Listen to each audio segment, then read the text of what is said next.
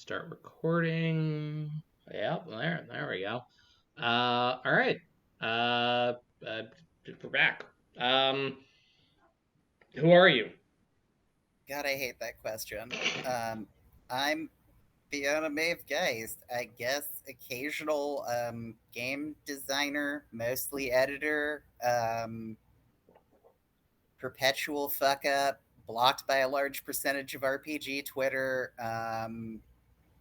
Troika gang member. I don't know, like, That's a you lot. know, That's a lot already.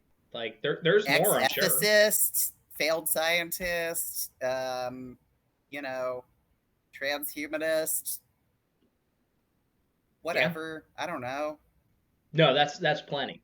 That's good. That's an accomplished life right there.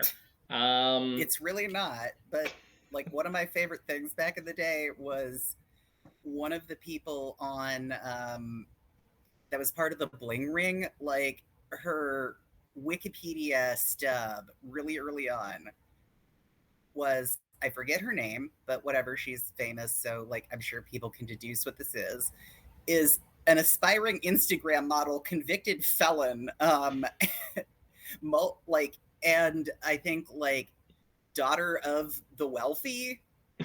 And I was like, man, there is like an NPC right there. Like that is like you give those three details and yeah, you've just got a story. yeah. I could run a whole module off of that alone.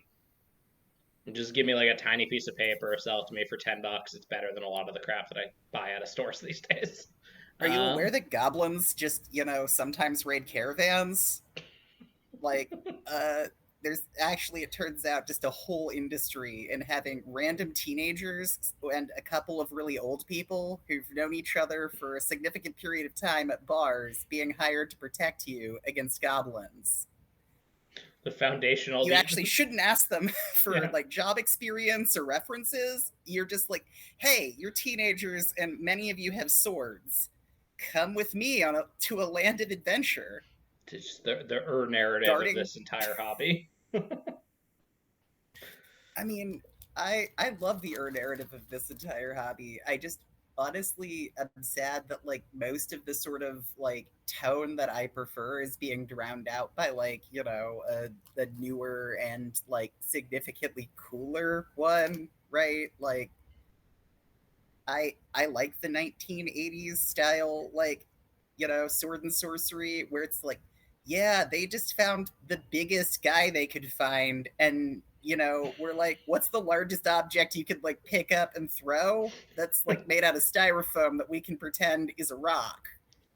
Like, can you just be a giant and we'll like just shoot camera angles as though you're 12 feet tall, and we just need you to huck this styrofoam at like the biggest guy that we got who comes with his own sword. Yeah. Tactical Like minis. Beastmaster, No, great game.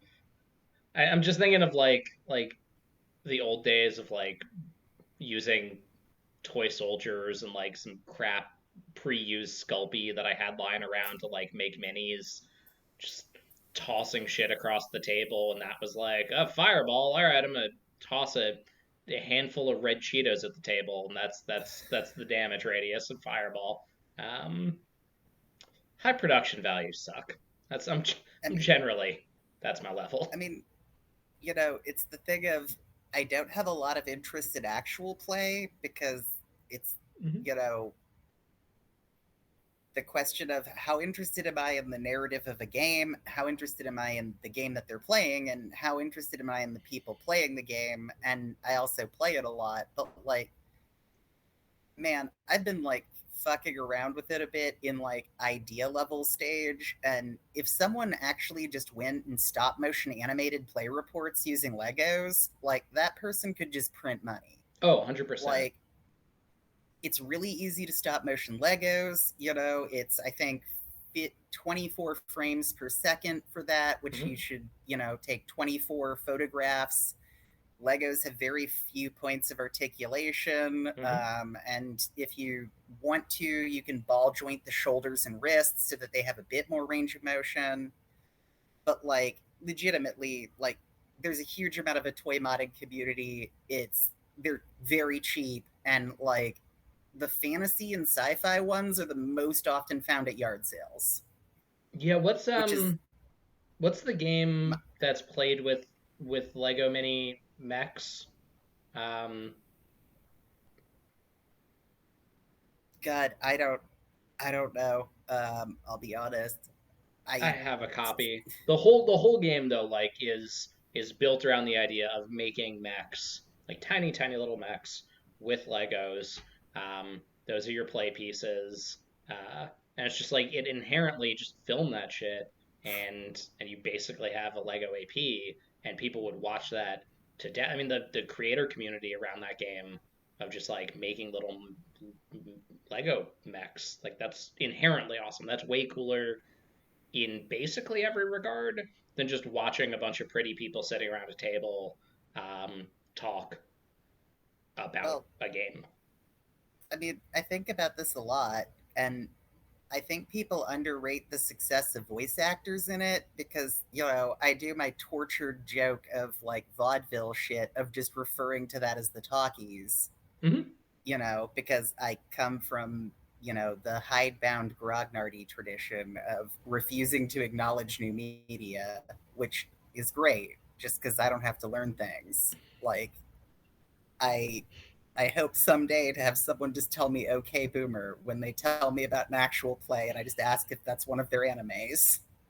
Um, It's just actual play streaming on Crunchyroll. Um, Look, it would make a good anime.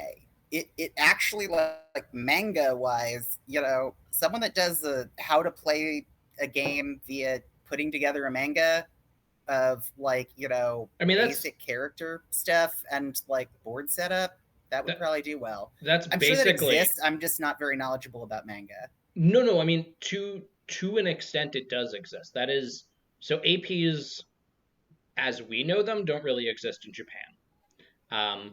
The Japanese equivalent of APs are published books, usually in like the manga digest format, that get released alongside the game, that are like a bunch of people who you would normally cast in an AP playing the game and it being like written out and illustrated.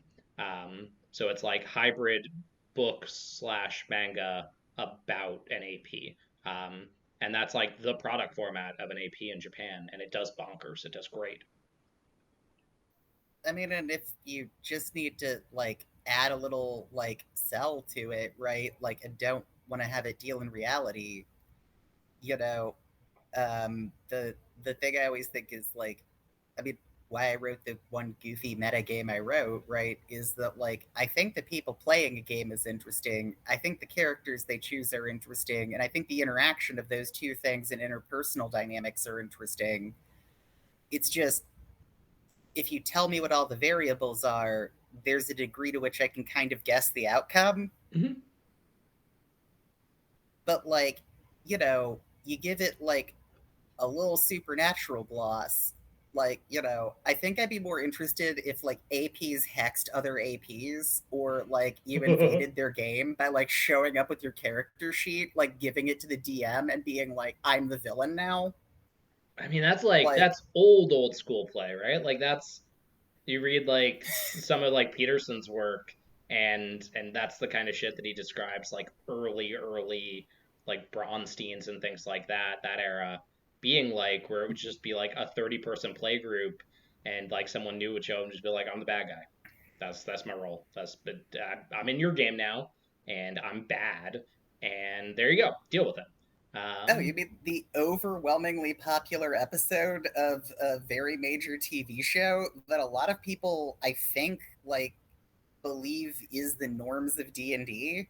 Like, I'm not. I know that episode's removed from Netflix over like Kim Jeong doing the dark elf paint and it being referred to as blackface, Wait, and I didn't like know that. That's not up. there I actually saw that because of my intersection of interests on YouTube, where it was like, a Black fans rundown of like, um, both can't you tell the difference between different sorts of blackface jokes, but also like it feels weird to just pull the episode rather than just run like a title card that's like, hey, This is a here's a joke deeply about fucked up this. episode. Yeah. Yeah.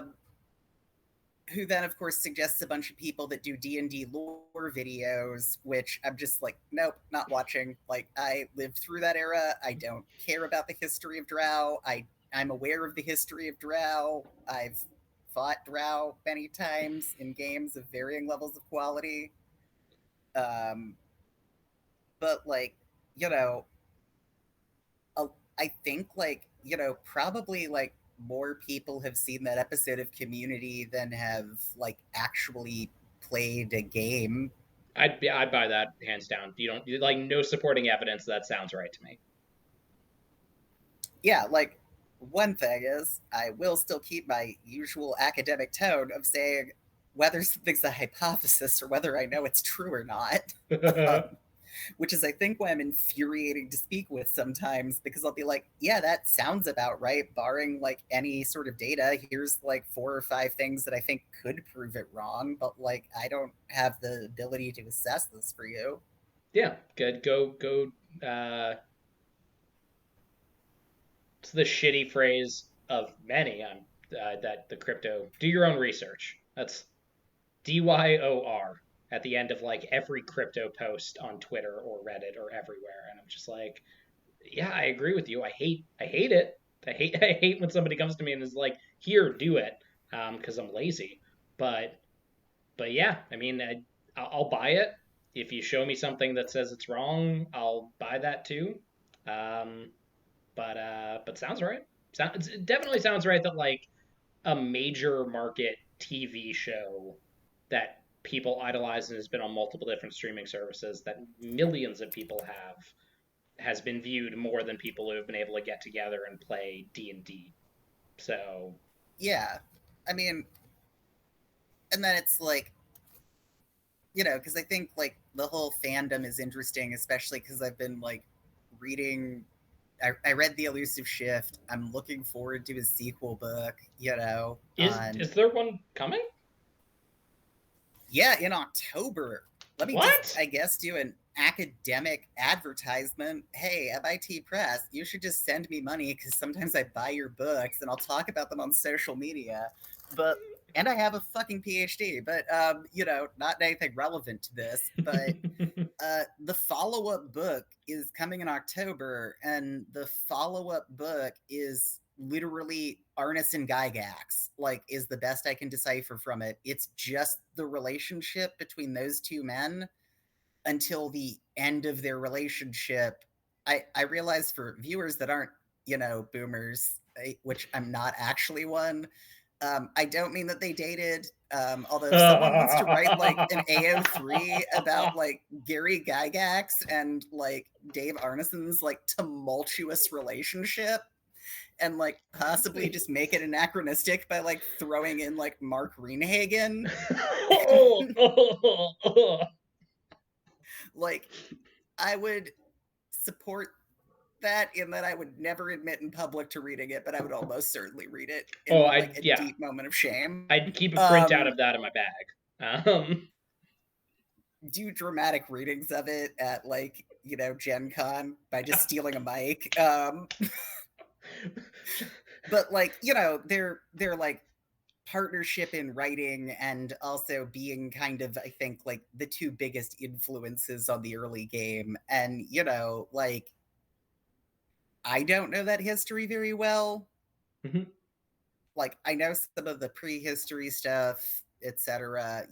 I try not to do the whole like there's only D&D and then there's beyond D&D, but I think at like this point really there is like a hobby called D&D that incidentally involves playing a game, and there's like a hobby called like role playing games that like Mhm. supports a variety of things. And I think that's one of the reasons that I just will not have arguments about like is 5e a good game anymore, because it's like I don't know. It depends on how you run it.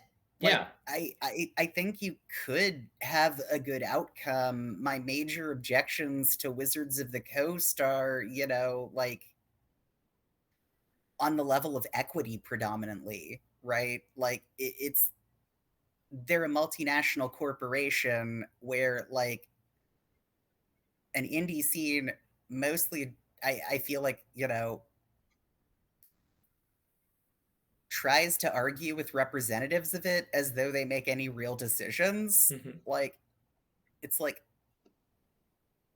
you know, I've seen the headquarters of WOTC. It's over in Providence, Mhm. which is nearish to where I live. Um, and it's like there's just flags on the side of that building that are multiple stories tall that are the different product lines they own. And it's like Monopoly, My Little Pony, Magic the Gathering, which, I think was still from the era where I think, whoever is being paid to write things on various levels for WOTC, the degree to which Jace Berlin increasingly became a thirst trap for gay men or people into kind of like femboys, like, it was a pretty high era of that where it's like, man, this dude is wearing like paint on pants that like if this was a Joel Schumacher Batman movie and he was a woman, people would talk about the male gaze. Like, and then, D&D, which is represented by a red dragon breathing fire into the logo shape, and it's like, for the people that work in that building, which are mostly executives and accountants and HR and payroll people and like the billion other things that go into running a business, Mhm. um, it's like most of those people have probably never cared about like the things that they sell because their job is running a completely disconnected thing that involves the overall like financial like aspects of doing something. And because it's a publicly traded company with a board of directors, like the decisions made by it are largely through that place to maximize the amount of money that goes to those people. Mhm. So like I mean, being like, I wish this would cater to me more. It's like it's it's not catering actually. to what makes the most money. Yeah, it's ultimately Like, not actually for you. Um, like you, beyond the fact that you give them money, you're kind of incidental. I mean, I like there are a couple things that like I like doing, which is one, looking at Hasbro's 10Ks and 10Qs, right? Because you get to see like to what extent the other products and IPs they hold actually are what end up making the money, and when you want them to change, sorry, like I don't know. do they Do own Sorry? Like, do they own oh, that game? uh, No, I think Sorry's Parker Brothers.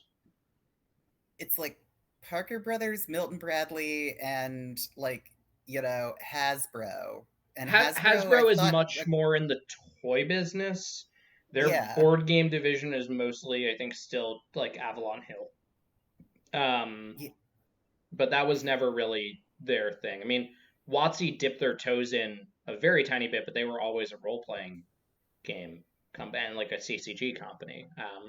They were never a major board game producer, uh, and I don't think Hasbro really outside of that. Like Hasbro was like closer to Mattel, I think. yeah. Um, they were in the toys industry, um, Oh and yeah. I mean, it it's a toy company, and you know, to some degree, it's also the thing of like the weirdness of nostalgia when people are like the TSR era was so much better. It's like, man, there was a Dungeons and Dragons like licensed wood burner. yeah, Like, it I'm was not not. saying that like there aren't hobbyist gamers that use wood burners, right? Like one, it's more of the Van Wizard era, so like Yeah, getting like a sweet dice box that you've wood burnered like an elf into is something that I would imagine a fan being more likely to do than buy a dice tower. sure. But like it's still the thing of when your business is selling dice towers, you have a different business than the business of selling books. And when your Hmm. business is, like attempting to make selling the book bigger by selling other things to raise its profile, like you should be kind of viewed as a a corporate entity, and people, don't like that because of nostalgia. Yeah, and because we talk a lot about parasociality with like AP and with streamers and things like that, but there's definitely like organizational parasociality, right? Like people becoming enmeshed with their perceived like what they want the brand to be versus what the organization actually is. That's why I love going to New York Toy Fair when I can, which like I get most people can't do if you're not in the business. The tickets are like $4,000 a pop. It's like not worth it.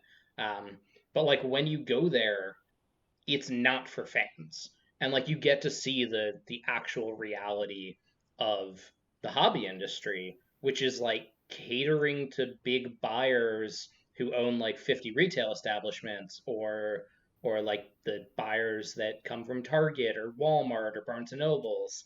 And they speak a very different language. They don't give a shit really. Like some of it is like, oh, look at this, it's cool, but in a trade show way. um, and Yeah. in the discourse in the fan community, you never get the opportunity to see that, largely I think because it doesn't benefit the organizations to like put that side forward. um like if WotC put forward the kind of public persona that they do at a trade show in the broader community, the community would revolt. um and I see this very specific. I don't think I've ever seen WotC at New York Toy Fair, but I've seen Games Workshop is there every single year. Um, Yeah. and like GW's organizational presence is so completely different from anything that I've ever seen, even active GW game players like understand. Where like it looks more like it's a medical conference, right? Like yeah, they have like the pieces and the racks and the minis, but they're people dressed up in like business attire doing sales work with like big forms. Um, like it's not a fun hobby shit. It's like, all right, are you gonna buy like $30,000 of product right now? What can I do to get you to buy $30,000 of product right now? Yeah. I mean, it's like the thing of, like, and it's one of my many unpopular opinions, because whatever, let's just make this be me talking about unpopular Let's opinions. do it. It's that, like, RPGs have the same problem video games have, and it's really weird watching like people not understand that, because it's like, look, one thing that especially like hobbyist gamers, like adjacent media, figured out early on, and I think people are good at it to certain degrees, right, is that like there's a degree to which making what's essentially a product promo video is really good YouTube content that the algorithm fucking loves and just goes off for. And if you provide a good book flip video and also some commentary, a lot of people are going to watch it, because it's a lot like when the video game review press reviews a Grand Theft Auto game. And yeah, sometimes the video game press to various degrees pretends that it actually cares about an art market, but realistically, the video game press is the same as like Car and Driver. Mm-hmm. Like Car and Driver accepts that there are some people who are gearheads who do not care about the marketplace of cars, right? Like what a gearhead cares about is like messing with engines and like getting work out of cars, or like what handling feels like. Mm-hmm. And incidentally, like motor companies need people like that to exist, Mm-hmm.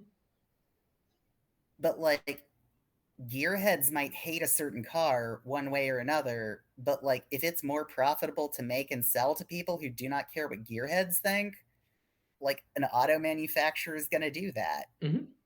It's like what a mechanic actually would like probably is for things to go back to a bunch of standardized parts assembled from like kits that you can modify, because like ultimately that's what's beneficial to highly skilled mechanics. Mm-hmm. Because like, yeah, really expensive cars with really expensive engines require a really expensive person who can work with precision tools. It's like, why are watches expensive when a digital watch is so cheap? It's like, yo, the cog gears in a fucking like Rolex are handmade. Even if you pay someone a shitty amount of money to do that, it takes hours. And you actually have to make a watch that vaguely works, right? And then you want to make it have features that basically by adjusting things with like only the ability to turn cogs, you can accurately change things without losing time. So this is why, in essence, I I have a lot of beef with Kickstarter as an organization and how they handle things, but a lot of things that I see in the discourse regarding Kickstarter is related to, mid-tier trad companies still using Kickstarter. And Kickstarter being perceived, I have no idea why still, there's no evidence to it whatsoever, but people still want Kickstarter to be like, oh, it's an indie marketplace and like small creators put their stuff up there. And I'm like, no, what it is a niche market. And what you are is a really, really, really small player in a niche market. And the truth of the matter is, those mid-tier trad publishers are also in a niche market, right? They are the gearhead, right? And they're a bigger gearhead than you. They're a gearhead with a collection of 50 cars. They're, fucking uh, Jerry Seinfeld with his massive collection of cars tooling around with them, maybe.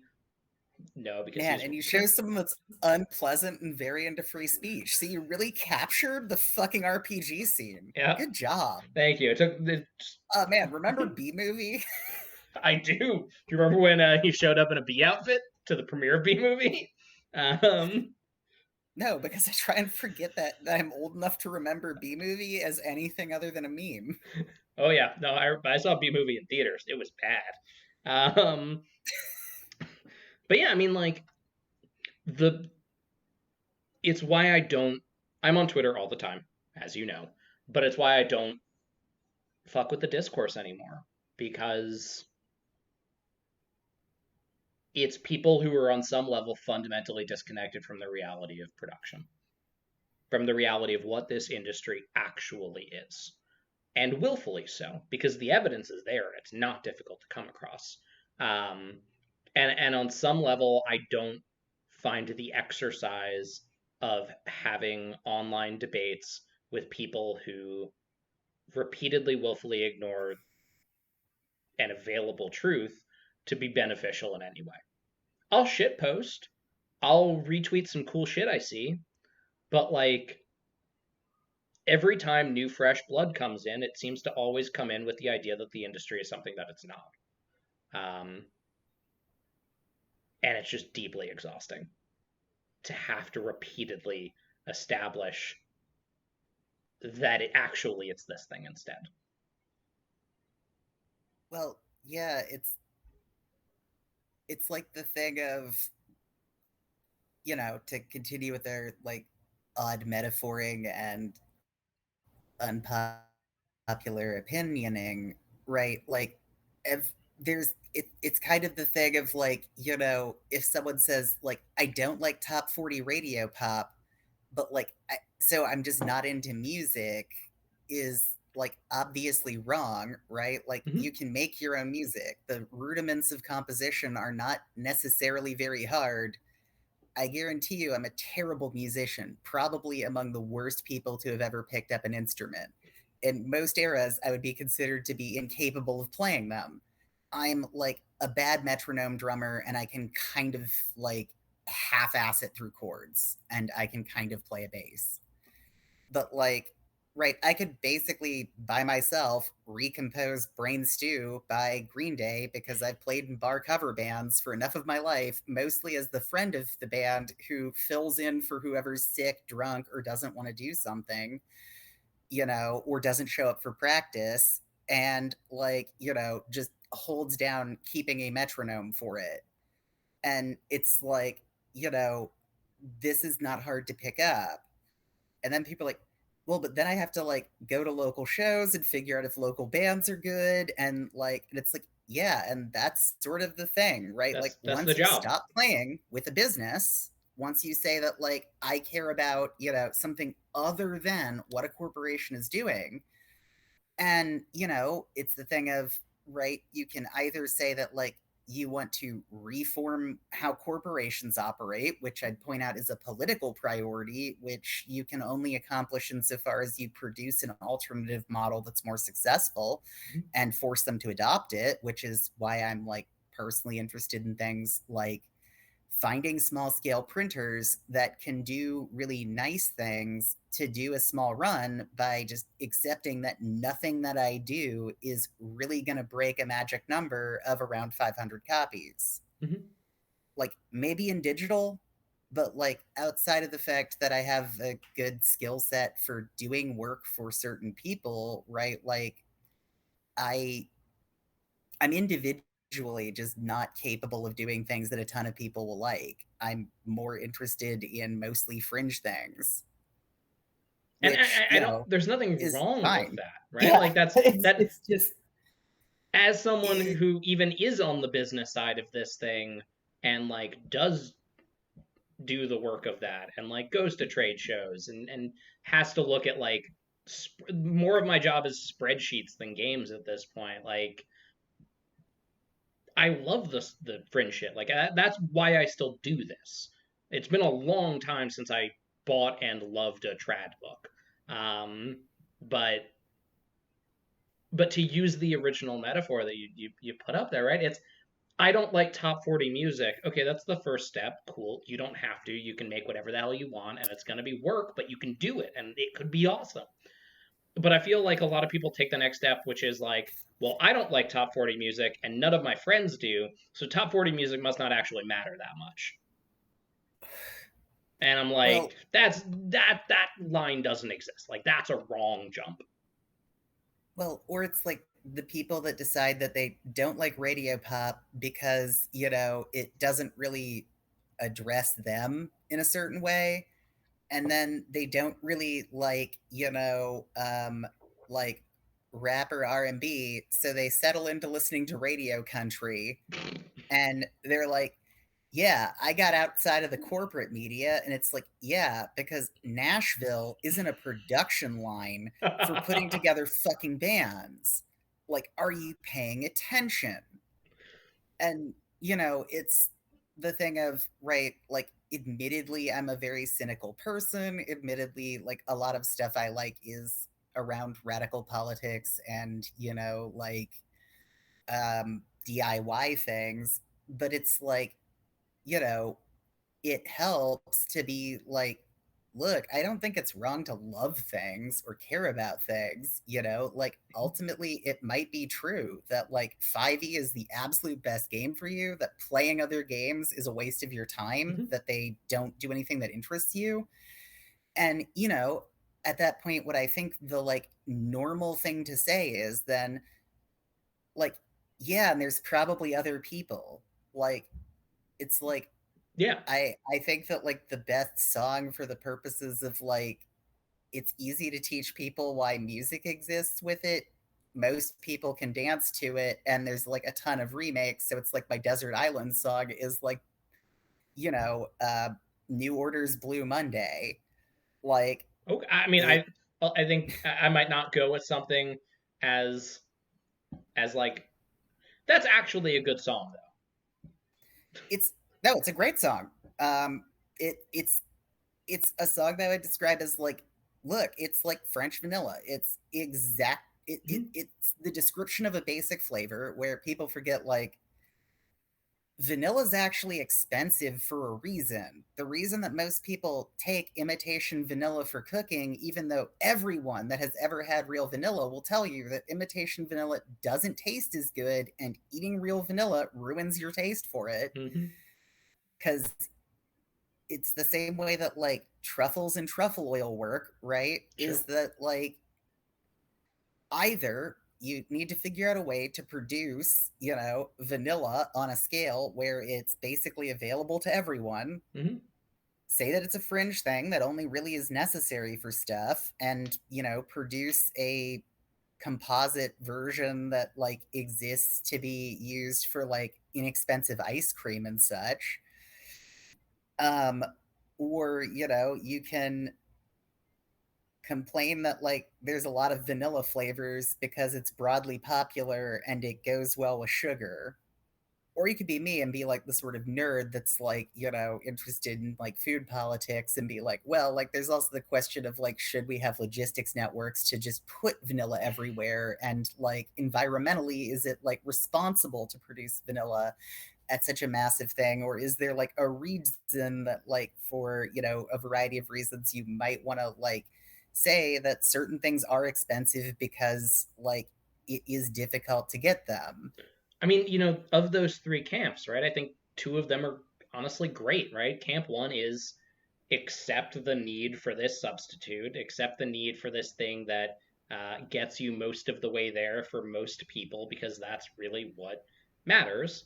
And then group three being like, okay, I'm going to deep dive and investigate this shit and ask really, really hard pressing questions and do really, really interesting things with it. Like, those are both really, really good camps, and I love their presence in games because they contribute like very positively to the overall gestalt. And it's that second camp that I see so many people fall into of railing against the thing, um, and then not doing anything but railing against the thing, right? Like starting and stopping with the complaint, um, which I don't at this point I don't even know if it adds anything positive. I mean, here's me gonna say a hot take in favor of probably what's largely people that will end up disagreeing with me one way or another. But like, I think that there's something to be said for amplifying something that's true to the extent that it becomes a norm in conversation, right? Mm-hmm. Like, I think that, like, to a degree, it's helpful that people just say things, even if it's self evident to everyone in the room, until it just becomes normalized to say it, right? That's Sure. basically the concept of consciousness raising. Yeah, totally. The, of course, negative to that is that a way that you can weaponize consciousness raising is that you can make people say things that are mostly true, right? Mm-hmm. Like, I mean, because propaganda and misinformation are things that I studied a lot and think are interesting. Like, if you look at how, like, particularly from my standpoint of being the sort of person that people across a lot of political spectrums, one reason or another, don't like, you know, and I would say that I'm just a cosmopolitan nihilist, Sure. is, that like I, right, like the problem is that like you can be mostly right and say something, and to some degree, it's also amplifying an incidental point. And some people have recognized that like making these points drag something along. It's like the argument that the OSR is one aspect of the OSR, usually clustered around a person that participated, as like the good and pure. And I think like, right, I was a latecomer to G plus, but I think like the thing is, I like a lot of people I met on G plus. I think a lot of them know a lot about games and have good positions. I think like the idea that G plus was an oasis far from Twitter is because G plus was more homogenous.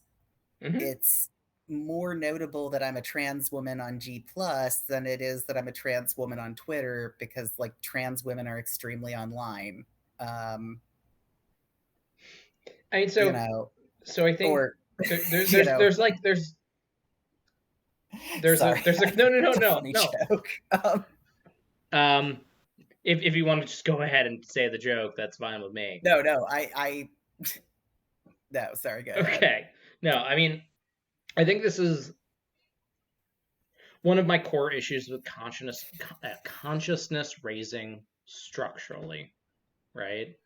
Is we assume that the most beneficial form of consciousness raising, which I think is to normalize, as you said, something that people may already accept to be true, but just to make it everywhere, right? Like Like Sarah Silverman says, right? Like make it like clinical depression just everywhere.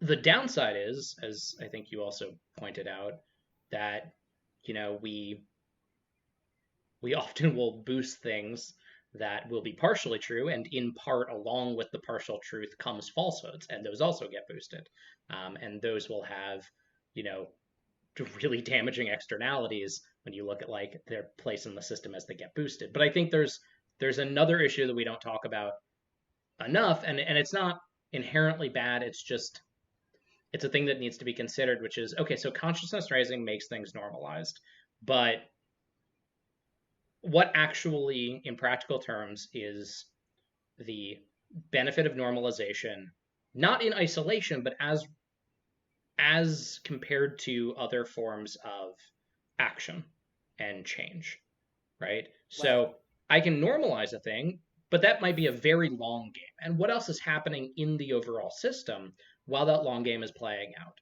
And is there anything else I could be doing other than just, and I think I'm going to stick with this, right? Making a complaint, not doing anything with the complaint, but just adding to the overall normalization of the complaint, right? Because I think it's a fundamentally unproductive activity by comparison. yeah, I mean, right, like that's the million kind of dollar question of, right, like um what, like, translates like belief into action, and what makes a belief lead to a good action Mm-hmm. is, like a thing where, right, um I think it's one of the like annoying things about having certain views, but like, right, Twitter is presently both an incredibly useful place to market things and also used to be a fairly, at some point in the past, allegedly like chill place to kind of chat with people, and is presently, because of the way that an algorithm works, and the way that engagement works and the way that the monetization of the website works, is presently a thing which is used for a military level disinformation campaign waged against the world by every geopolitical power that has an internet. Mm-hmm. Because, the cheapest thing in the absolute world to do is currently spin up a troll farm, And so in that because in that any current community is environment, usable as a troll farm. right? 100% agreed. And the question I have that I keep asking myself, and it's like we're going from a very big global problem down to like the little niche of Twitter discourse and games. But like I think the pattern reflects, The right? Like, personal is the political, yeah, if I which is can spin up a troll farm, and God knows I've seen it, you've seen it happen where essentially we make micro troll farms in the community and they wreak fucking havoc. Um, I don't know that I actually see consciousness raising as a valuable political action to getting the industry toward a place that we'd be more comfortable with. Or that one would be more comfortable with, right? Because I'm not going to pretend that I'm not comfortable with the fact of how I've been in the business side for too long for me to actually be like, oh, it's bad. I'm just like, it's what it is, and I would like it to change. But like, there are people who actively hate it, and if you do and you actively want it to change, consciousness raising is deeply insufficient. And I would say in many regards it has basically no impact. Um, Once upon a time, that wasn't true on the internet, and certainly wasn't true. I remember Twitter in 2013. I remember you could do shit that was just consciousness raising. It was great, and we're not there anymore. well, yeah, the Overton window is different from 2013. A number of things about how like a villain of a day works are different, and I think like, and here's a statement where I'm going to be very careful with what I say, which is one, I believe all individuals are wholly responsible for anything they say in public, and if you say something in public, you should be willing to accept that anything you write on the internet, it is the equivalent of screaming it in front of a police officer. Sure. But, right, that if there is a form of consciousness raising that is good, it probably is pointing out when people do work on behalf of corporations to normalize structures in the community, including recruiting new people into the community into unpaid jobs, Sure.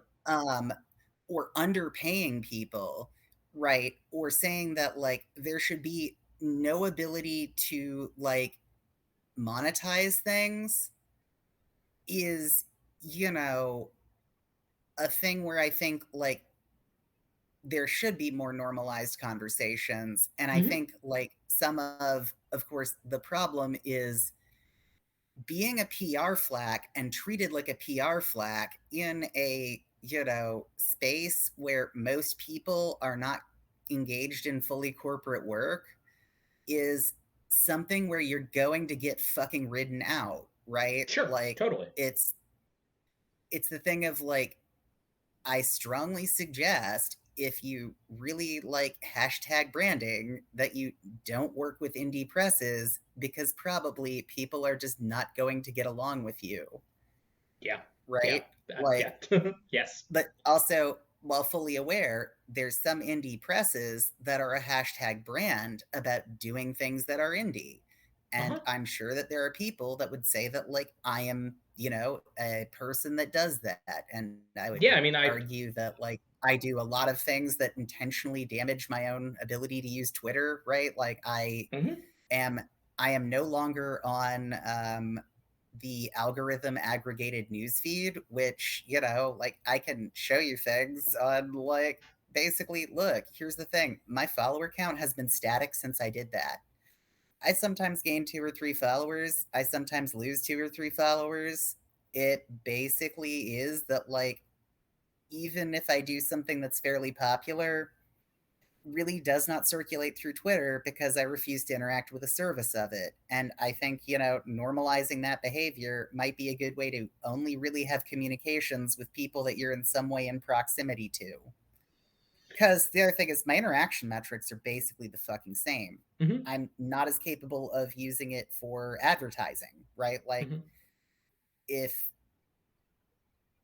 I would actually say a very bad thing you could do for money is pay me to advertise for you, which is why I also do not advertise myself as doing advertising.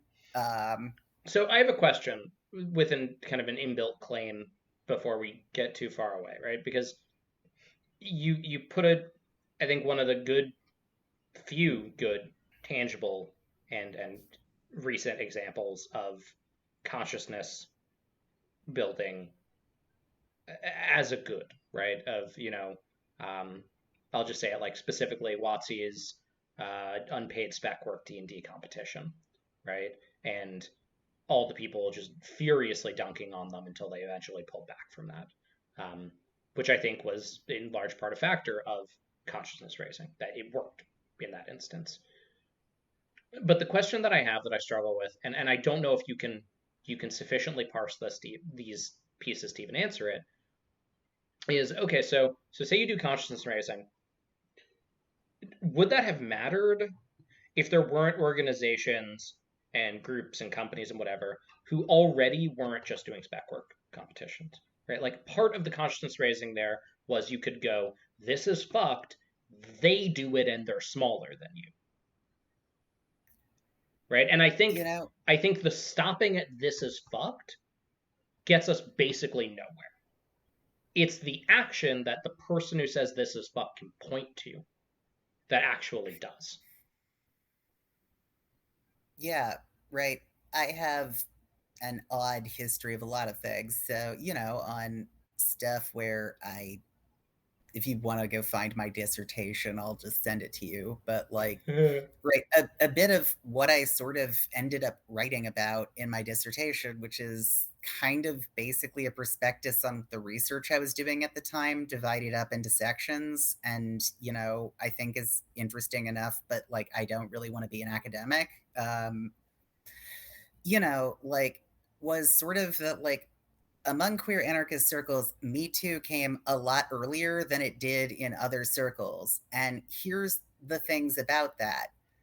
One, if you are part of a group where people do not believe in law enforcement, that means that the only forms of justice are vigilante. So one of Sure. the first like feminist things was, or not first anarchist feminist and not first like everyone agrees this is feminism, but I'll say like new feminist actions that became sort of a thing, Okay. was essentially a movement of women who were victimized by men in the anarchist scene, beating the living shit out of them and telling them if they didn't leave town, they would kill them. The first communique on that will show you some crazy bitches involved breaking a man's knee with a baseball bat in his home and making him repeat I'm a rapist until he had a nervous breakdown before trashing all of his shit.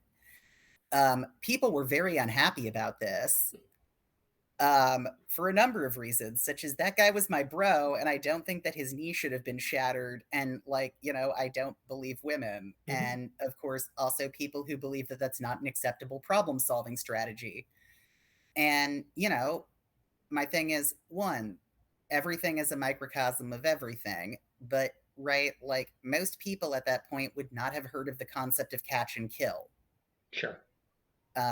Most people would be very unaware of the concept that like outside of certain feminist circles, right, that like um you have particularly like strong networks of people that exist to um protect their friends by silencing accusers, by relocating them or minimizing their ability to contribute until they're gone. Sure. Right? Like you have that in some academic circles, you have that in like, some activist communities, and like, mainstream knowledge wise, I'd say it's in a very obscure knowledge. Mm-hmm. But like, you have a couple of events that roil out over a couple years, that are in adjacent things, right? Like it's and you see sort of like transformations in how people talk about things. And I think, right, like one thing I will say is that like most people are not living in a political world in which they do not live under any form of law enforcement and live fully outside of the law. I do not advise vigilante justice. I would point out that living under those conditions and making that choice means that essentially all forms of law enforcement identify you as someone that they are allowed to use lethal force against. And if you are a leftist, they will. If you are a far right militia member that brandishes a gun in public, it is more likely that you will be waved around. Mm-hmm. That's maybe changing because of the number of them that have just straight up shot law enforcement officials throughout, like, mostly the Midwest. But, like, that's also a thing where, man, it's really weird. A lot of the people that hung out with the guy that bombed the Oklahoma City building and, killed a bunch of children are now, like, fairly high profile members of, a intellectual movement in this country. I fucking hate this But country so much. I mean,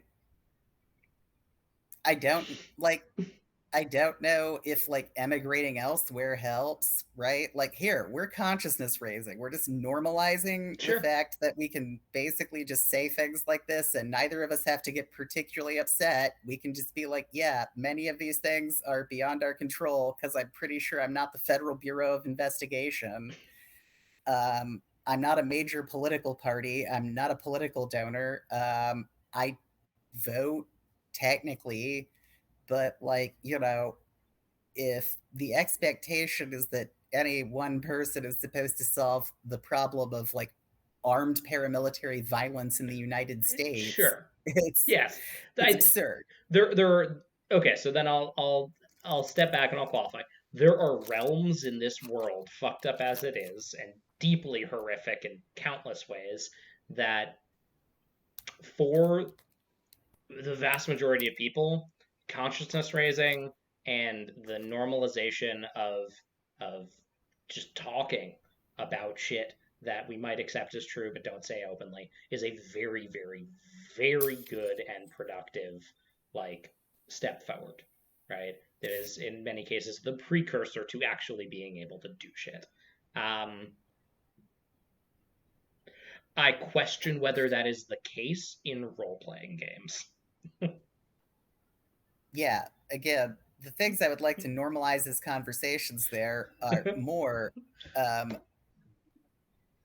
you know, I'll just say more conversations about the way people are paid for doing their job, Mm-hmm. and also like a concept of scalar expectation that actually provides a career path and provides a living wage at all stages along it, right? Like, look, I think that if you're experienced enough and you're skilled enough that you are working at a major press, it should be because at some point you were essentially doing journeyman work or you were doing assist work in like a smaller press, but that like whether you're selling, a 100 runoff zine, um, or whether you're working for a major corporation, the difference isn't that one group worries about starvation a lot more.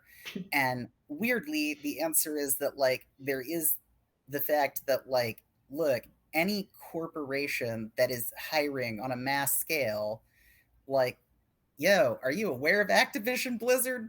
Like, do people not think that like coding farms are in Mm-hmm. some way similar to like mass game design? Mm-hmm. Like, sure, one of the reasons that like WOTC will probably never quite have that problem will be that like, right, there's a core amount of testing that happens via subcontractors and a bunch of stuff at like a number of events that they host, Mm-hmm. but like predominantly their play testing and feedback is derived through like, I forget what night of the week it is, but like, Friday. Friday night D&D, like, Oh no, Magic Adventures is League. Friday. Magic's Friday.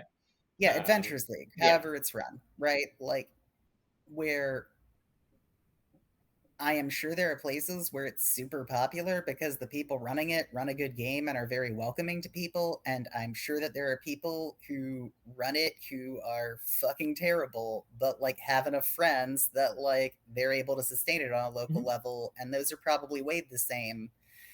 But like, obviously, neither of those people are an actual employee of Wizards of the Coast, technically speaking, in the most part, right? Like, I think there are sponsored events where like your store can just pay for someone that's qualified in some way to run games there. Yeah, But like, absolutely. I think most of it's like very ad hoc, right?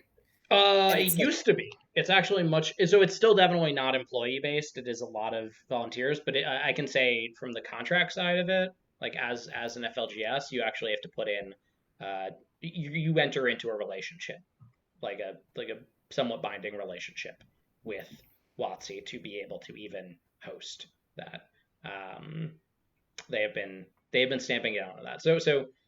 So I think you are correct. We are nowhere near what video games or coding farms or anything like that have, but I will say moves are being made to bring it closer.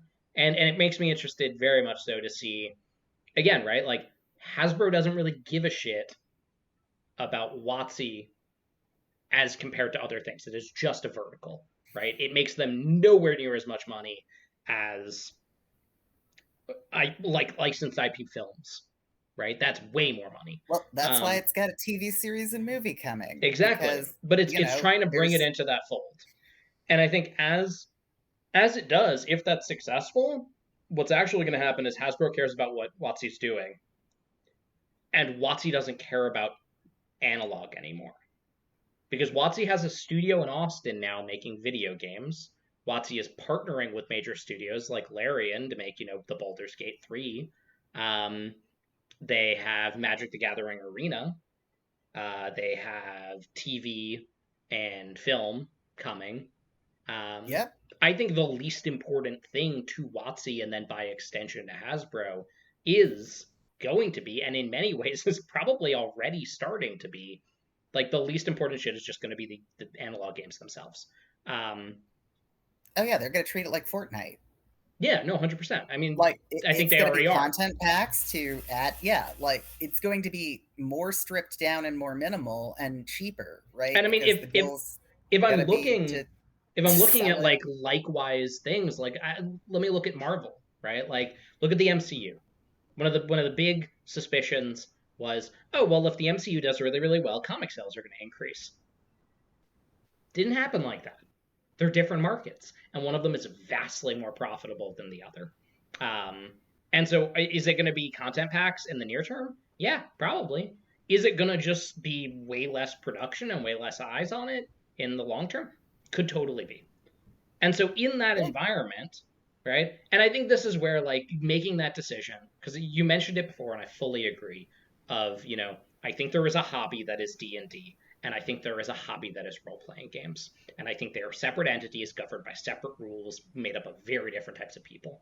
Um, but if I am a member of the hobby that is D&D versus the member of the hobby that is tabletop role playing games, and don't like what I see coming, right? Of me as an analog player of D&D or an analog player of Magic or whatever being essentially devalued, right? I'm not gonna matter, right? If that product category doesn't matter, then by extension I don't, right?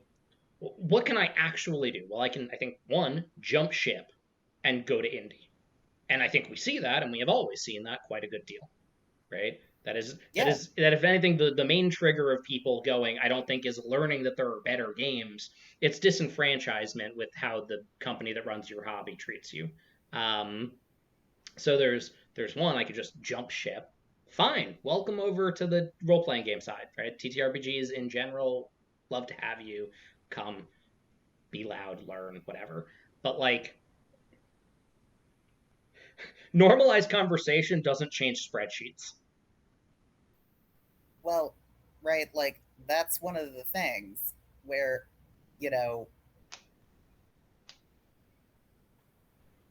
I'll be, like as politic as I can about this, right? Like I've sold fiction before. I'm not a very good fiction writer, Mm-hmm. you know, but like I've written fiction. I've never written long form. I sold short stories. It's a hobby, right? Like I know people who've sold a lot of books, and that's interesting. But it's like, look, the book market is moving towards like movie rights, Mm-hmm. right? Like, if you wanted to write a book today and, like, you don't have a lot of experience and you don't want to go through AO3, Mm-hmm. where refine your writing craft via, like, writing something that gets enough eyes on it by, like, hitting the sort of section of, like, interests until, like, you can kind of tweak and burn out a story a lot, Mm-hmm. or until you can scrub it of IP you'll be sued over and then sell it to a publisher who will then try to get it to hit a bestseller list so that it can be sold as film rights. Mm-hmm. Because books have a guaranteed built in audience for movies, even if the fans of the book show up en masse to hate it. Mm-hmm. Like, there's examples of this, failing, right? Like, especially in like the earlier history of it. Like, if you want to watch like a hilarious director's commentary track involving someone that like I think of as kind of a boring writer, but like Neil Gaiman's commentary track on like the Nevermore like BBC adaptation, that's incredibly low, where he's like, the beast of London is just the shadow of a cow. They reduced my vision. Just like, and it's like, dude, this series is fun because they hired like BBC stage actors, right? So it's like people who, have worked a Shakespearean company to do like Neil Gaiman shit. It's like actually, and also people who probably have been extras on Doctor Who, right? Like it's the level of production of a soap opera. Hmm. And it's like, you know what? This slaps. This is fun. Like I actually think that limitations create like way more than like excess does. Like Yeah, I mean that's why I tell people to get out of the hobby that is D&D and get into the hobby that is tabletop role playing games. yeah. I mean, Because it's like limitations create awesome shit. And what do we have in spades? Limitations. yeah. I mean the beauty of like DIY/DIT stuff is that like it's very easy to find someone with a similar interest. You know, I think like the biggest problem now is people are like indie is a sea of mostly DMs, right? Yes. Without a ton of players, where a lot of people run for home games, and you know, like there's kind of slowly moves towards people like, you know, um, I mean, you know, I'd say Magpie, as a fairly large press, has realized the Mm-hmm. power of like curated AP, right? Like Totally. they're doing very well with that. They made a lot of money off of that Avatar Kickstarter. Um, Continually are making. I mean, where are we at this point? I They're mean, who above three knows? million, right? It's funhouse money, right? Yeah, at Like this I point. have no idea what like the financials to that deal are. I don't know what the deal is to like, you know, how Like, much they paid for the license matters because like, you know, sure. the thing is like licensed RPGs like fall apart a lot. But it's also the thing of like it's interesting that D&D built the backbone of like certain parts of video game development, right? Mm-hmm. Like some of the earliest video games are licensed D&D stuff that's like remarkably primitive by modern standards for games, Mm-hmm. but like for the time was like as mind-blowing as Van Wizards and getting high for the first time, Mm-hmm. or like seeing heavy metal when you're like 14 as a movie and being like this is the most amazing thing that'll ever exist. um you Okay, know, so like, so so here's a question for you that I think I don't know that we're gonna have the same answer, but like what's next, right? Taking in all the things we've been talking about, all the shifts that are changing, all the actions people are individually and collectively taking, like what's your like top three gotta be Cassandra for the next 5 years? What's coming? okay, let me throw some ones that like I'm gonna say are odd percentage shots, right? Like I'm not going for bullseyes. I'm going for things that are interesting and I think have a chance of happening, Two. right? I'm gonna be a good mentat. One, I think somewhere, if it hasn't already happened, a writer's room is going to figure out that an RPG book is easy to convert directly into show running Bibles. Literally, if you take most of the modules that have been written in even by people that are very indie and doing very indie shit, right? There's the degree to which it's basically a Bible of what the power levels are of things, Mm-hmm. what the locations are, you know, what the elements are, and the question is like how do people put it together? And you know, that's kind of what's being sold in the minimalist project, right? Is that you can drop this into the thing you're already running in your head Yep. rather than someone else's paracosm. Mm-hmm. But like, you know, someone's gonna figure that out, right? Because if you got like a decent enough writer and you got like, you know, kind of buy-in from like a small work team, you could very easily make a season by essentially hyping it up that like look, like these fairly serious people are going to hang around and play D&D to like generate out sort of the arcs of this show, which includes that like yeah, Vin Diesel could just take a crossbow bolt to the head episode 1 and like now the lead is whoever's lead 2 and Vin Diesel is just now playing all the extras. That would be Like, awesome. I'd be very into right? that. Um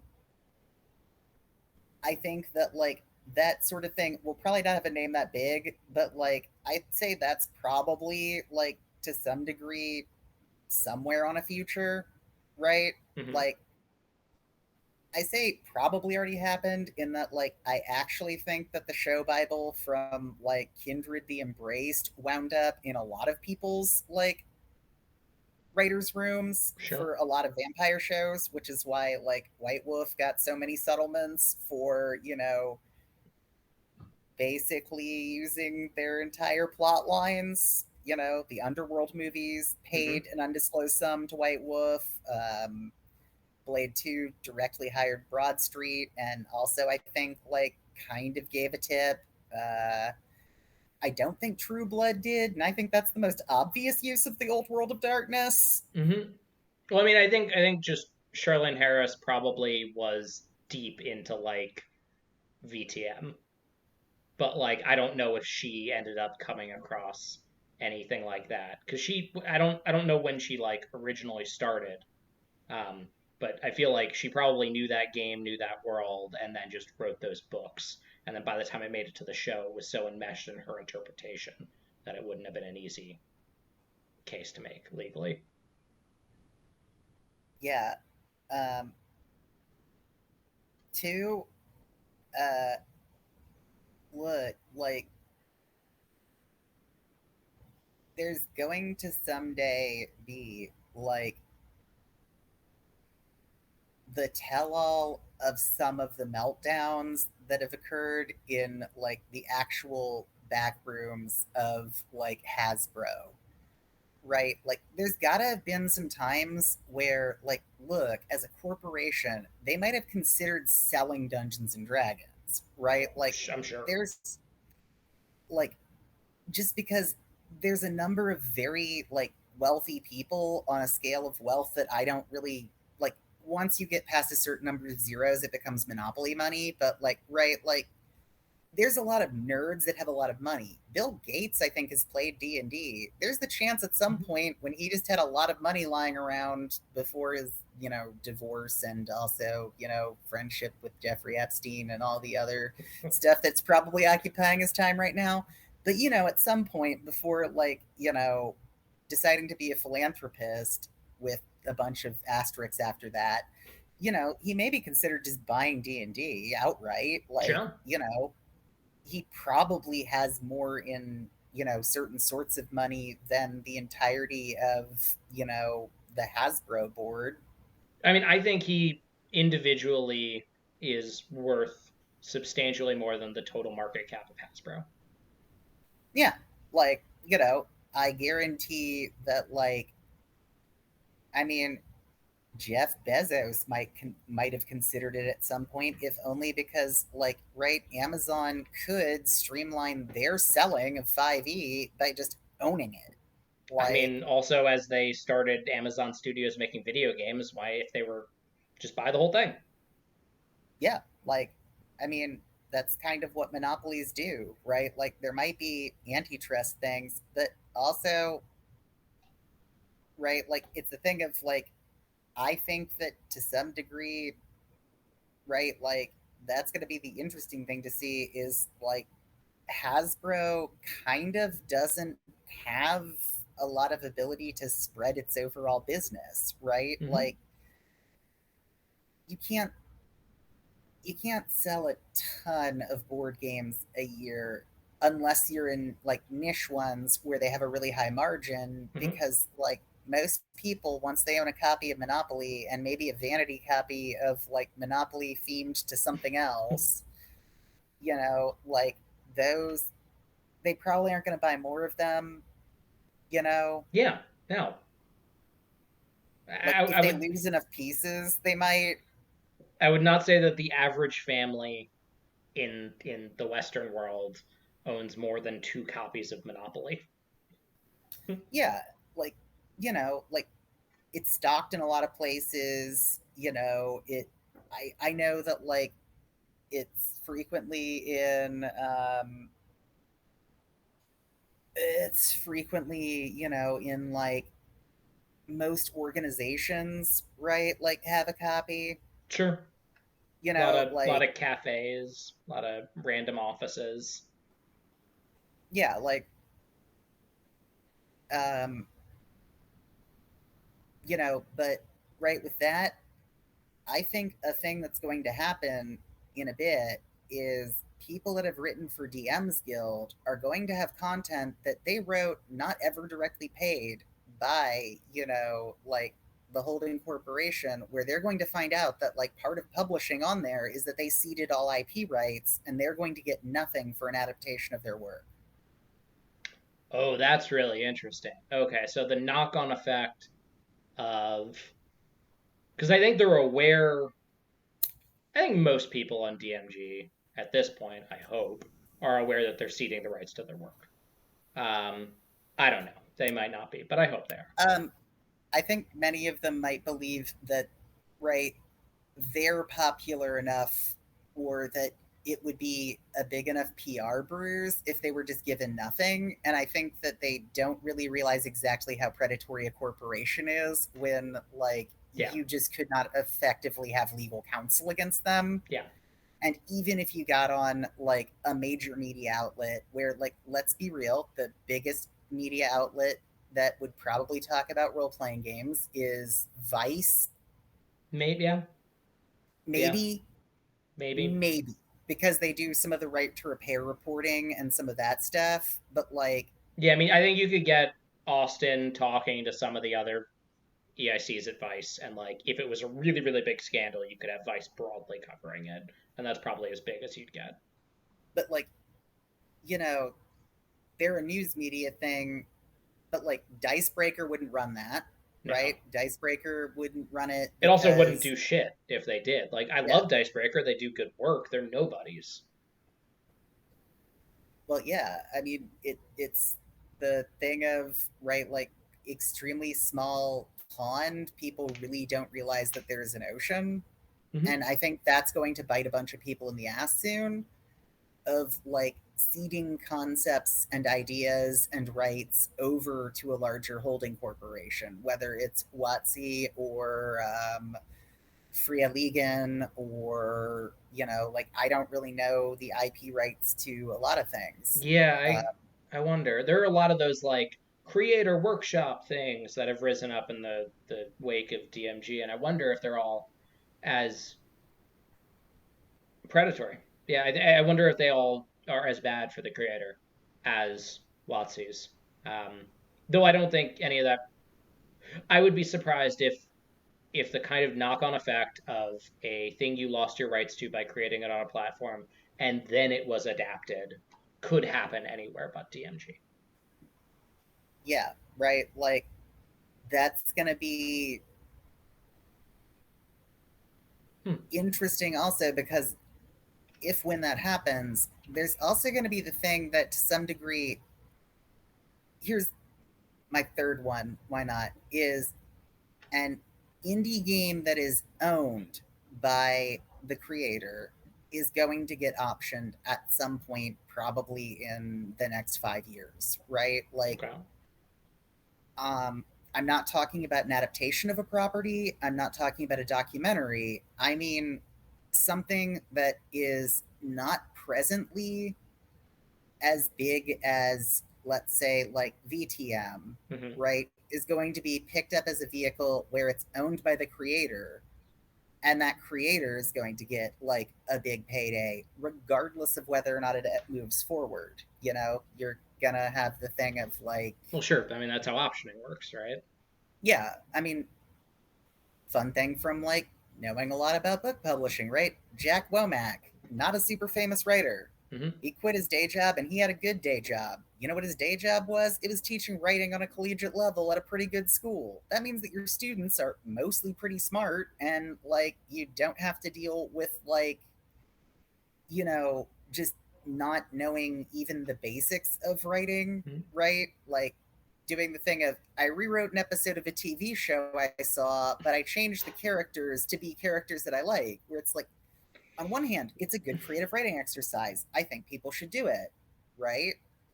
Rewrite things all the ways you want, but then, like, throw more things in and start looking for something more interesting than the sum of its parts, Mm-hmm. right? Like, I think that's sort of the punchline. But Okay, so how do you envision this right, being structured, right? So a hypothetical individual has created some indie thing, and does somebody else approach them? Does like a studio approach them to option it, and it is wholly creator owned, or well, right, what I mean by creator owned is, I mean, an individual is, going to be kind of taking a payday on the scale of, let's say, an FX development deal. Because, like, I know okay, they've struck, I will say, more media poor deals than signing on with many people in the RPG scene.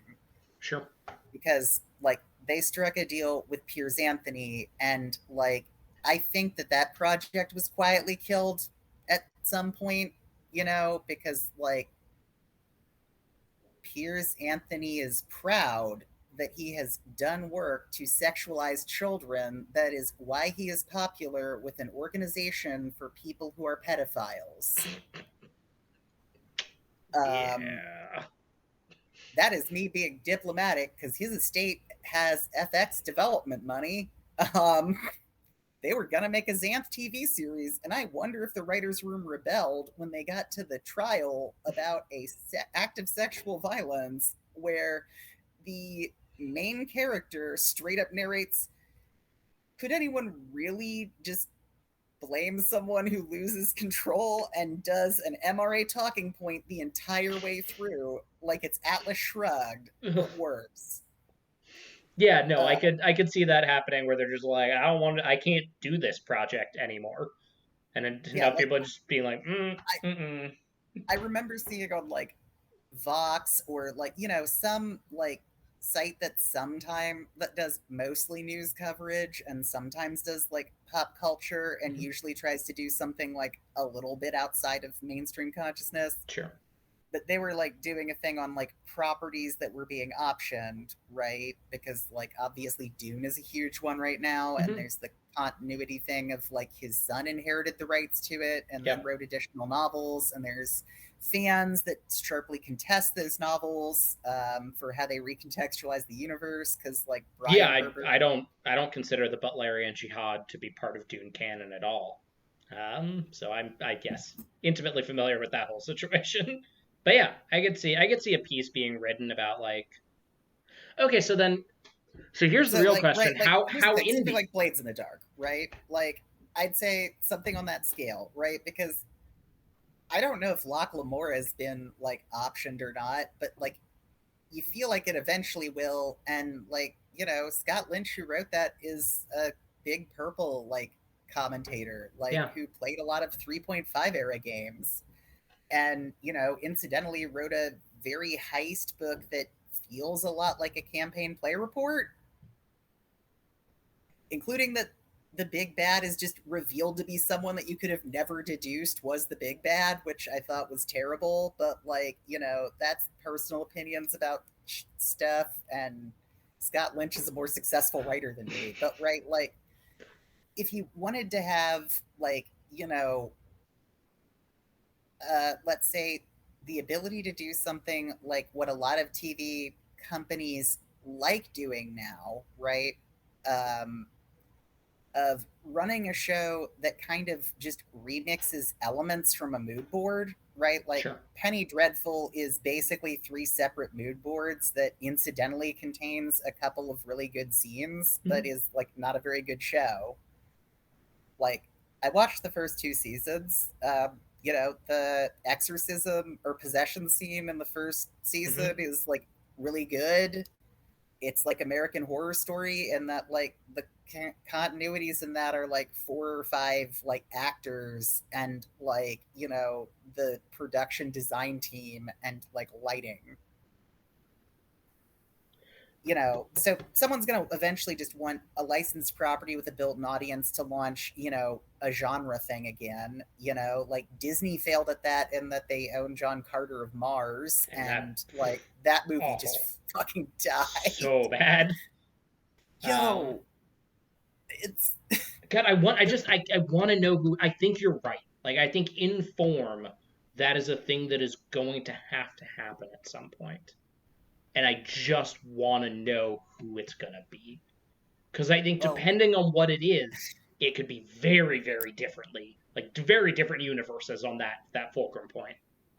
yeah, I mean, it's why I technically put 3 suggestions across the board that are nearly the same thing and all basically concern the concept of IP rights and who owns them, right? Yeah. Because, like, that's going to be the thing, right? Is like, right, like, science fiction shows are popular, right? Like, there's a bunch of, like, Traveler. I don't know who owns the rights to Traveler, but, like, and on the Yeah. other one that's a very outside thing, like, Tekkamel would actually make a pretty baller, like, you know, Yeah, totally.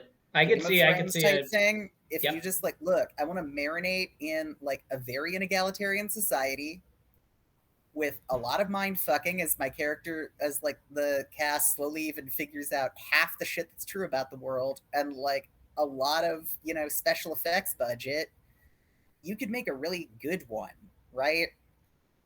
It has like the best show Bible in that, like, look, MAR was a linguist, Oh, yeah, no, like that shit is strong. I think the things that will be a problem for it are the optics. I'd Sure. say Dragonlance would have the problem that WotC would immediately try and file some sort of right of first refusal. Yeah. Even though I think Weiss and Hickman own individual characters and parts of the rights, and also the rights to the movie There was a is owned lawsuit by that with them. animation company. There was a lawsuit around the ownership of that recently, I think. And I don't remember what the result of that was. I think that's why Weiss and Hickman own parts of it, right? And Okay. it's why it's weird because, it's also the same way that the animated film rights to all of it as a whole are owned by someone who has to release a movie every so often, but like it's always straight to video and Yep. dumped out because like no one will pay for it. Yep. And, some carny has the rights to it. Like I've watched one of those where it's like, man, I think that they paid like it's the thing of, you could possibly just go to a mid-size, like he might have just gone to a mid-sized community college and been like, hey, I'll just pay everyone in these programs tuition for the whole semester in exchange for just making this movie. Mm-hmm. Yeah. And it looks like everyone is half-assing it because they realize that this is never going to be good and they're just trying to get a passing grade in some class. Mm-hmm. Or it was just, shipped off to a mass production farm somewhere. But like, it's like it's in that uncanny valley where like the DVD has no special features, and sometimes you have to turn back on the subtitles if it has them. Like it's not even a properly encoded disc. So, like eventually WotC might just buy that outright and then it'll create another round. Like there's a bunch of stuff like that. And, I'm interested in playing games mostly, right? Like this stuff's interesting mostly because like I watch movies, but like I watch movies mostly where like the audience is so small that like I I care about film preservation, right? Like I like stop motion animation. I'm glad that like Shudder got the Wolf Room, Mm-hmm. even Same. though I think like most people are not going to watch a like incredibly disturbing movie that is like very long and has uncomfortable animation. And it's like, Still glad they got it though. yeah, I'm glad that some number of people saw it. Like, it's like the cinematographer for Amer and Let the Corpses Tan and The Strange Color of Your Body Tears and Evolution, like, Mm-hmm. not the Evolution that has David Duchovny, No. the other one The that's one like a with weird French the movie. smiley face logo with three eyes. Um, I Oh my rewatched god, that. I would love if that was made by some French cinematographer who does some of the most visually literal and intense like filmmaking I've ever seen. Because like Amer is a movie that I watched with some friends where, because of how hard it is to get, it was just in Italian with no subtitles. And here's the thing. I don't speak any Italian, and I could figure out what's happening in a Giallo movie purely based on visuals. I think that knowing Italian or there being a subtitle track to it would have hindered my ability to only focus on the visual filmmaking. Yeah, sure. And, you know, it has one of the best scenes involving a straight razor I've seen in a movie. Also, human teeth. Like, which is my degree of saying I would never suggest that people that like movies, in the sense that they like going and seeing movies that a lot of people like, ever ask me for a film recommendation. I'm gonna put a big old disclaimer like in brackets when I type this all up. Just be like, all of the following things. Just skip them. Just if Just you know. don't get into this. Yeah. If you are not comfortable with just like horror, like in a very real and palpable sense, like just don't mess with this. Like, Skip the next few paragraphs. You'll be glad that you don't have these in your head. Okay, so we're at 90 minutes. Amazingly, I can't believe we've amazing. Yeah, I can't believe we talked for an hour and a half already. I have no idea how long this was supposed to go, so like, this puts us like, I'm happy talking. This puts us pretty much at what I normally have as like the ish cutoff point. Like it's definitely gone longer previously. But I don't know if I actually have all that much more to say at this point. We can always just do a part 2 at some point. I've done double headers with people. So, or I guess that's not a double header. Oh, Double sure header is back to back. Someone that wants to. I'm sure there'll be someone that objects to something I say that wants to argue with me, and I will meet them for debate. You could just start hosting game designer debates where I piss people off. I would probably love that, to be honest. Yeah, if people come through in the comments being like, "Yo, what the fuck? Fiona said this," I'll be like, "All right, guess we have our topic for the next discussion we have." But yeah, I think my TED talk about how I'm right and you're wrong, and this is totally not accelerating like any form of conflict or a form of outrage marketing. No. Or any of that. I don't know. We didn't like actually get into like what you've done or did, but I don't know. Do you want to go into that at all? Like what work you do? I mean, do you actually want me to talk about editing? Because like, look, I'll take like a 10-minute break to have a cigarette. I'll come back and I'll talk about editing for like some run out time. But like, you know, I don't think most people find that like I don't like Oxford commas, and I think that like, you know, various forms of punctuation are better for various reasons of reading comprehension is interesting. I think the reason that people pay me to do this is that I substantially reduce word count and increase reading comprehension. I work with someone who's great at spotting consistency. You know, like me and Jared are a great team. I get to work with like layout people that I like, that understand why I do editing the way I do, and where like, you know, that sort of thing is real. And you know, like, that's the thing, it's inside baseball that's more inside baseball than you and me talking about the business strategies of companies we don't work for, like war gamers.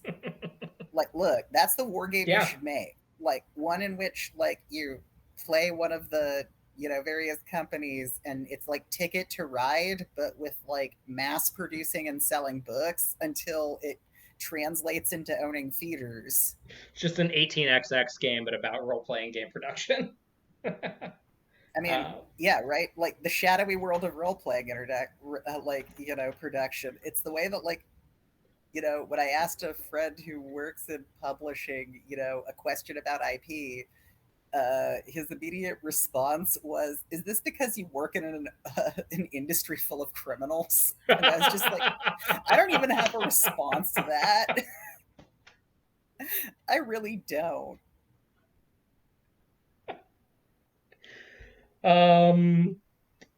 Kinda, yes. Joe, I've got a question for you. Yeah, go ahead. You know, what like extremely online person would, you know, end up becoming like the owner of, for the purposes of making a media property, a game? To take one away from you, Rob Zombie acquiring DCC and making like an animated DCC show is off the table. I mean, that's honestly just way too cool and better than we deserve. So I don't think that's gonna be it. Uh,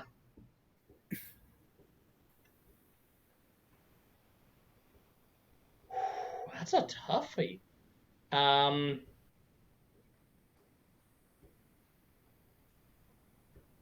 and they have to be extremely online. So it's not just high profile, it's extremely online. It could be a high profile person that is not extremely online. Like, it's that my assumption is that they actually acquire it out of interest rather than profitability, right? Like, this is kind of Sure. the more wargaming of, it's not Jeff Bezos calculates out like which RPG companies are worth just simply acquiring outright and just integrating into the Amazon storefront for the purposes of expediting production. But Sure. like Scott Bio decides that like Dragonlance is awesome and just buys it before WotC gets a chance to, and we get Scott Bio's like Dragonlance, where it looks a lot like the early Left Behind films, or like the Book of Mormon movie that was like Mm-hmm. put together, I think, with Val Kilmer. Mm-hmm. Val That's. Kilmer really likes playing Moses. I Um, mean, Val Kilmer is a really hardline Christian Scientist, so. yes, he is, but Yeah. he really likes playing Moses specifically. Yes. Um. Okay, so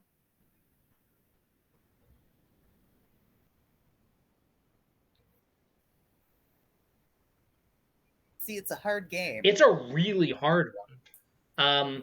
Okay, so here's like my thought process. I'll just say it out loud as I'm trying to get there. Okay, so it's someone who has to be on some level kind of nerdy, but not so nerdy that they're actually deep into the hobby, really. Um, they might be nerdy at the level of, say, like Henry Cavill or Joe Manganiello at the like upper tier of nerdy. Um, but they're not someone who's like deeply enmeshed in like the design space already or even the culture. Um, it has to be a probably a what we would consider a big IP in the industry. So I don't think anything smaller than a mid-tier trad would have any chance of this really happening.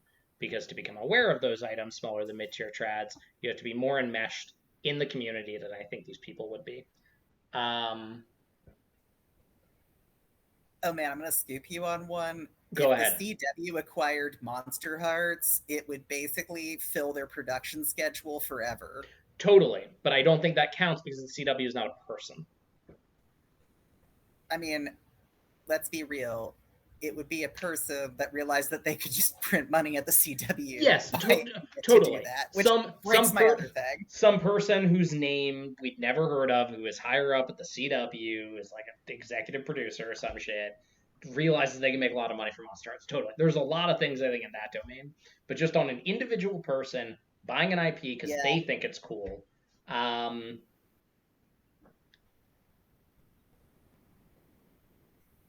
Henry Cavill buys The Witcher, but that's a book series originally, so I don't think it counts. Um,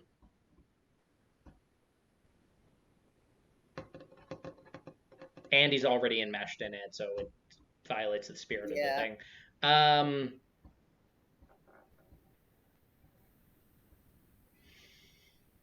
uh, Chris Carter buys Delta Green. I could see that one happening. That's that's my choice. Yeah. Yep.